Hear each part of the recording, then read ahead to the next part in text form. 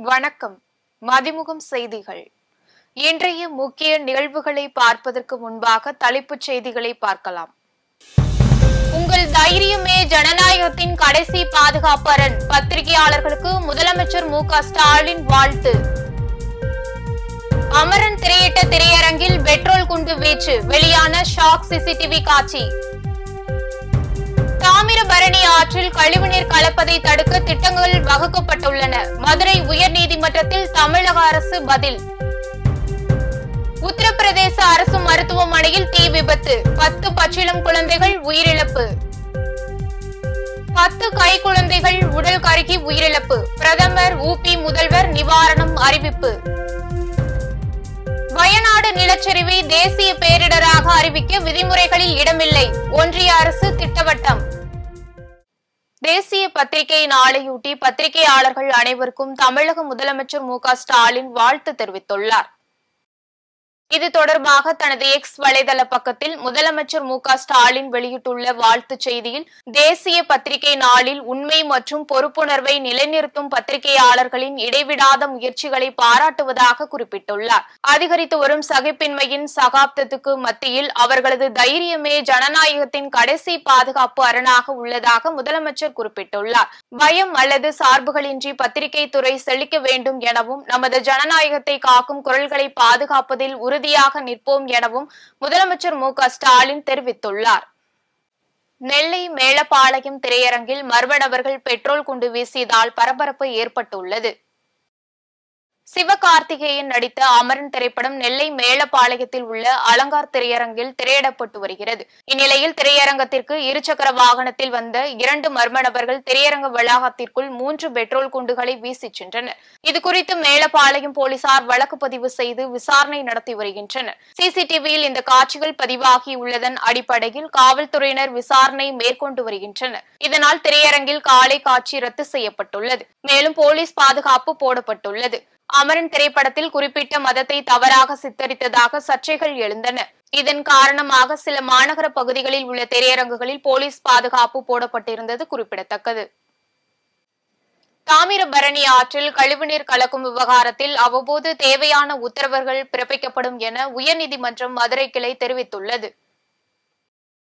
நெல்லை தாமிரபரணி ஆற்றின் படித்துறைகள் மண்டபங்களை சீரமைக்கவும் ஆற்றில் கழிவுநீர் கலக்காமல் தடுக்கவும் கோரி உயர்நீதிமன்ற மதுரை அமர்வில் பொதுநல மனு தாக்கல் செய்யப்பட்டது. இந்த வழக்கு நீதிபதிகள் ஜி.ஆர். சுவாமிநாதன், பி. புகழேந்தி ஆகியோர் முன்பு மீண்டும் விசாரணைக்கு வந்தபோது தாமிரபரணி ஆற்றில் கழிவுநீர் கலப்பதை தடுக்கும் திட்டங்கள் வகுக்கப்பட்டுள்ளதாக கூடுதல் அட்வொகேட் ஜெனரல் வீரா கதிரவன் தெரிவித்தார். இந்த திட்டங்கள் படிப்படியாக நிறைவேற்றப்பட்டு ஆற்றில் கழிவுநீர் கலப்பது முற்றிலும் தடுக்கப்படும் என கூறினார். இதேபோல் மாசு கட்டுப்பாட்டு வாரியம் சார்பில் தாக்கல் செய்யப்பட்ட அறிக்கையில் தாமிரபரணி ஆற்றில் ஆங்காங்கே மண் பரிசோதனை நடத்தப்பட்டதாகவும், ஆற்று நீரில் குறிப்பிட்ட அளவுக்கு அதிகமாக கழிவுநீர் கலந்து இருந்தது பரிசோதனையில் உறுதிப்படுத்தப்பட்டுள்ளதாகவும் தெரிவிக்கப்பட்டது. இதனை பதிவு செய்த நீதிபதிகள் தாமிரபரணி ஆற்றில் கழிவுநீர் கலக்கும் விவகாரத்தில் அவ்வப்போது தேவையான உத்தரவுகள் பிறப்பிக்கப்படும் என கூறி வழக்கு விசாரணையை நவம்பர் 25ஆம் தேதிக்கு ஒத்திவைத்து உத்தரவிட்டுள்ளார்.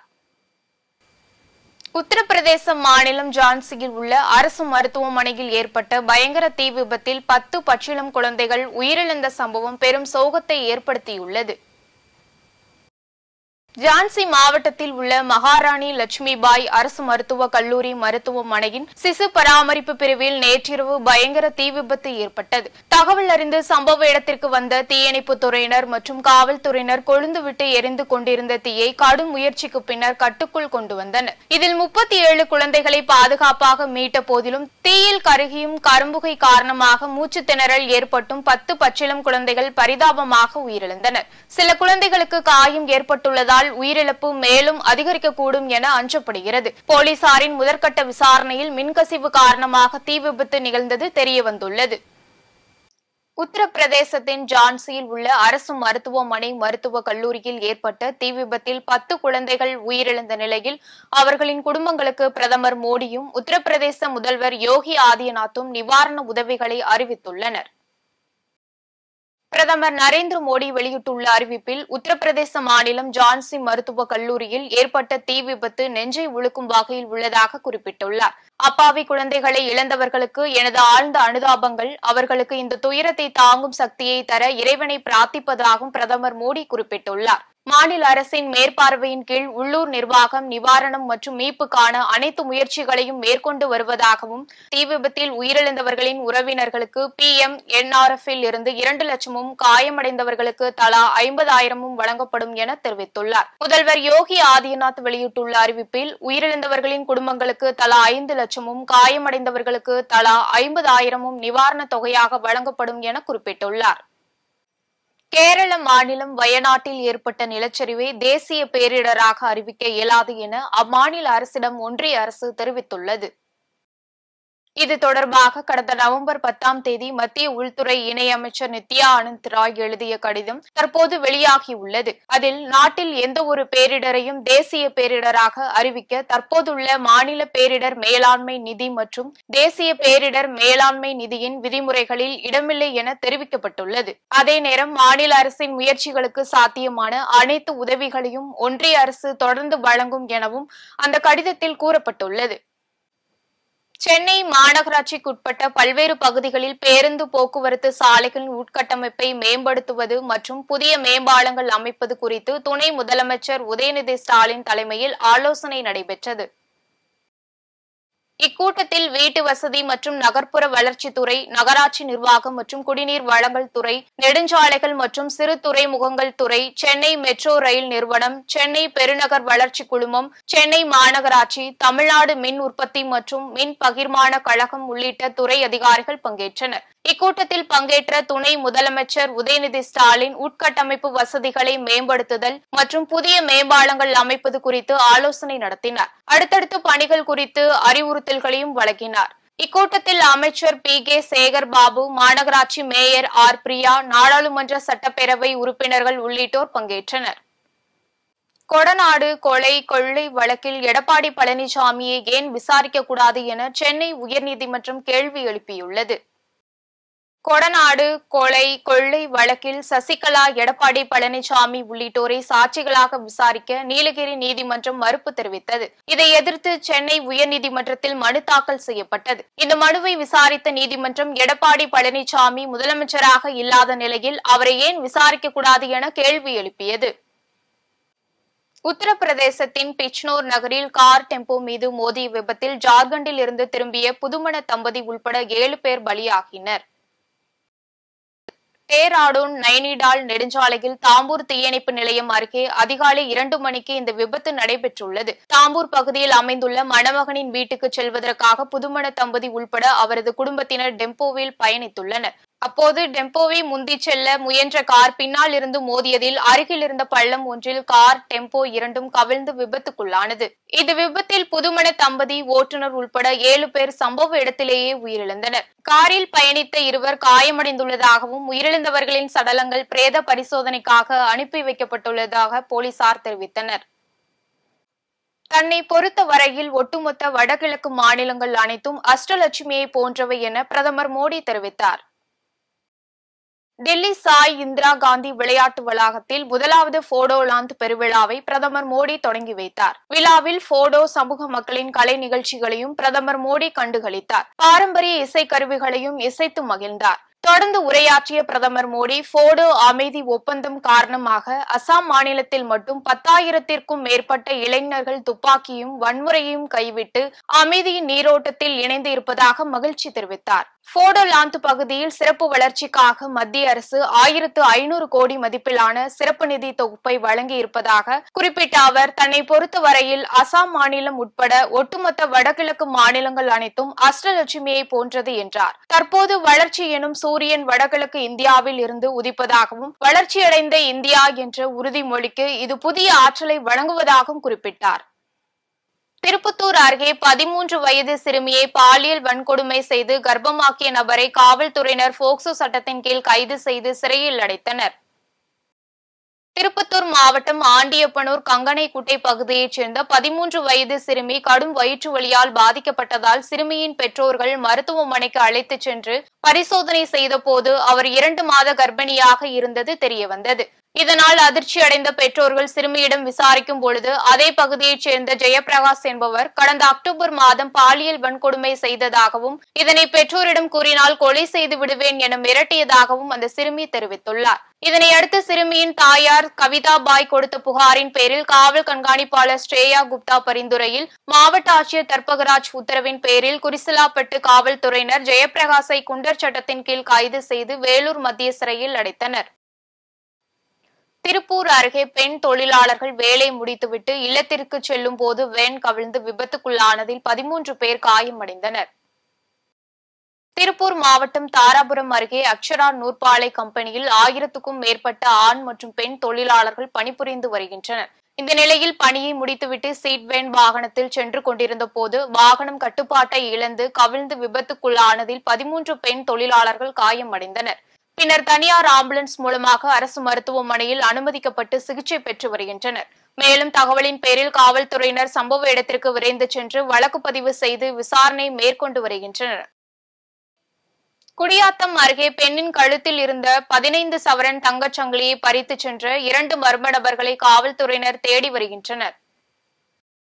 வேலூர் மாவட்டம் குடியாத்தம் அடுத்த கோவிந்தபுரம் பகுதியைச் சேர்ந்த ஸ்ரீராமுலு மற்றும் இவரது மனைவி அனுராதா இருவரும் உறவினர் இல்லத்திற்கு சென்று திரும்பி வந்து கொண்டிருக்கும் போது இருசக்கர வாகனத்தில் வந்த 2 மர்ம நபர்கள் அனுராதா கழுத்தில் இருந்த 15 சவரன் தங்கச் சங்கிலியை பறித்து சென்றுள்ளனர். இதையடுத்து புகாரின் பேரில் சம்பவ இடத்திற்கு விரைந்து வந்த காவல்துறையினர் வழக்கு பதிவு செய்து மர்ம நபர்களை தேடி வருகின்றனர். ராணிப்பேட்டை அருகே இருசக்கர வாகன திருட்டில் ஈடுபட்ட 2 பேரை காவல்துறையினர் கைது செய்து விசாரணை மேற்கொண்டு வருகின்றனர். ராணிப்பேட்டை மாவட்டம் சோளிங்கர் அடுத்த எறும்பியைச் சேர்ந்த குமார் என்பவர் கடந்த மாதம் இருசக்கர வாகனம் காணவில்லை என காவல் நிலையத்தில் புகார் அளித்திருந்தார். புகாரின் பேரில் ஐப்பேடு கூட்டு சாலை அருகே காவல்துறையினர் வாகன தணிக்கையில் ஈடுபட்டனர். அப்போது சந்தேகத்திற்கிடமாக பைக்கில் வந்த 2 பேரை விசாரணை செய்ததில் இருசக்கர வாகனத்தை திருடியது தெரியவந்தது. மேலும் விசாரணையில் அவர்கள் வன்னிய மோட்டூரைச் சேர்ந்த அஜித்குமார் மற்றும் பவானந்தி என்பது தெரியவந்தது. இதையடுத்து காவல்துறையினர் இருவரையும் கைது செய்து பவானந்தியின் வீட்டிலிருந்து 7 இருசக்கர வாகனங்களையும் பறிமுதல் செய்தனர். தரங்கம்பாடி சுற்றுவட்டார பகுதிகளில் 1 மணி நேரத்திற்கும் மேலாக பெய்த கனமழையால் பொதுமக்களின் இயல்பு வாழ்க்கை பாதிக்கப்பட்டது. தமிழகத்தில் வடகிழக்கு பருவமழை தீவிரம் அடைந்துள்ளதை தொடர்ந்து மயிலாடுதுறை மாவட்டத்தில் பரவலாக கனமழை பெய்து வருகிறது. குறிப்பாக தரங்கம்பாடி தாலுகாவிற்குட்பட்ட திருக்கலாச்சேரி, எடுத்துக்கட்டி, பெரம்பூர், பொறையாக்கார், திருக்கடையூர், செம்பனார் கோவில் உள்ளிட்ட பல்வேறு பகுதிகளில் 1 மணி நேரத்திற்கும் மேலாக கனமழை பெய்தது. இதனால் சாலைகளில் மழைநீர் பெருக்கெடுத்து ஓடியதால் வாகன ஓட்டிகள் மற்றும் பொதுமக்கள் கடும் சிரமத்திற்கு உள்ளாகினர். மேலும் இந்த மழை நீடித்தால் சம்பா, இளம் பயிர்கள் நீரில் மூழ்கக்கூடும் என்பதால் விவசாயிகள் கவலை அடைந்துள்ளனர். ஆம்பூர் அருகே பழமை வாய்ந்த மங்கள ஈஸ்வரர் ஆலயத்தில் நடைபெற்ற அன்னாபிஷேக பெருவிழாவில் ஏராளமான பக்தர்கள் கலந்து கொண்டு சாமி தரிசனம் செய்தனர். திருப்பத்தூர் மாவட்டம் ஆம்பூர் அடுத்த குமாரமங்கலம் கிராமத்தில் 200 ஆண்டுகள் பழமை வாய்ந்த அருள்மிகு மங்கள நாயகி உடன்மர் ஸ்ரீ மங்கள ஈஸ்வரர் ஆலயத்தில் 17ஆம் ஆண்டு அன்னாபிஷேக விழா நடைபெற்றது. முன்னதாக அபிஷேக ஆராதனை, திருமுறை பாராயணம், மூலவருக்கு சிறப்பு அபிஷேக ஆராதனை பூஜைகள் நடைபெற்றது. மேலும் பொதுமக்கள் மற்றும் பக்தர்களுக்கு அன்னதானம் வழங்கப்பட்டது. மயிலாடுதுறை அருகே 6 மாத குழந்தைகளின் தாய்மார்களுக்கு ஊட்டச்சத்து அடங்கிய பெட்டகத்தை தமிழக முதலமைச்சர் காணொலி காட்சி வாயிலாக திட்டத்தை துவக்கி வைத்தார். ஒருங்கிணைந்த குழந்தை வளர்ச்சி திட்ட பணிகள் துறை சார்பில் ஊட்டச்சத்தை உறுதி செய் திட்டத்தின் கீழ் ஊட்டச்சத்து குறைபாடு உள்ள 6 மாத குழந்தைகளின் தாய்மார்களுக்கு ஊட்டச்சத்து பெட்டகம் 2ஆம் கட்ட துவக்க விழாவை தமிழக முதல்வர் தொடங்கி வைத்தார். இதைத் தொடர்ந்து மயிலாடுதுறை ஒன்றியம் ஊராட்சியில் மாவட்ட ஆட்சியர் AP மகாபாரதி தலைமையில் மாவட்ட செயலாளர் பூம்புகார் சட்டமன்ற உறுப்பினர் நிவேதா முருகன் முன்னிலையில் தாய்மார்களுக்கு ஊட்டச்சத்து அடங்கிய பெட்டகத்தை வழங்கினார். இந்நிகழ்ச்சியில் MLAக்கள் பன்னீர்செல்வம், ராஜ்குமார், நகரமன்ற தலைவர் செல்வராஜ், மாவட்ட துணை செயலாளர் செல்வமணி, ஒன்றிய செயலாளர் முருகமணி மற்றும் துறை சார்ந்த அதிகாரிகள் கலந்து கொண்டனர். பத்தலப்பள்ளி மலைப்பாதையில் ஆந்திர மாநிலத்திற்கு நெல் மூட்டைகளை ஏற்றிச் சென்ற லாரி கவிழ்ந்து விபத்துக்குள்ளானது. வேலூர் மாவட்டம் பேரானம்பட்டு அடுத்த பத்தலப்பள்ளி மலைப்பாதையின் 3வது வளைவில் ஆந்திர மாநிலத்திற்கு 35 டன் நெல் மூட்டைகளை ஏற்றிச் சென்ற லாரி ஒன்று கவிழ்ந்து விபத்துக்குள்ளானது. இந்த விபத்தில் லாரி ஓட்டுநர் ஜெகதீசன் அதிர்ஷ்டவசமாக சிறு காயங்களுடன் உயிர் தப்பினார். இதனால் ஆந்திர கர்நாடகாவில் இருந்து தமிழகத்திற்கு செல்லும் கனரக வாகனங்கள் செல்ல முடியாமல் வாகன ஓட்டிகள் மிகவும் அவதிக்குள்ளாகி வருகின்றனர். தகவல் அறிந்து வந்த பேரானம்பட்டு காவல்துறையினர் விபத்துக்குள்ளான லாரியை அப்புறப்படுத்தும் பணியில் ஈடுபட்டு வருகின்றனர். ரஷ்யா உக்ரைன் இடையே தொடர்ந்து வரும் போரை முடிவுக்கு கொண்டு வருவதில் கவனம் செலுத்தப்படும் என்று அமெரிக்க அதிபராக தேர்ந்தெடுக்கப்பட்டுள்ள டொனால்ட் ட்ரம்ப் தெரிவித்துள்ளார். அமெரிக்காவில் கடந்த 5ஆம் தேதி நடந்த அதிபர் தேர்தலில் டொனால்ட் ட்ரம்ப் 2வது முறையாக அதிபராக தேர்ந்தெடுக்கப்பட்டுள்ளார். இந்நிலையில் அதிபராக தேர்வான பின்னர் முதல் முறையாக மார்யே லோகோ எஸ்டேட்டில் நடந்த அமெரிக்காவின் முதல் கொள்கை நிறுவனத்தின் கண்காட்சியில் ட்ரம்ப் கலந்து கொண்டார்.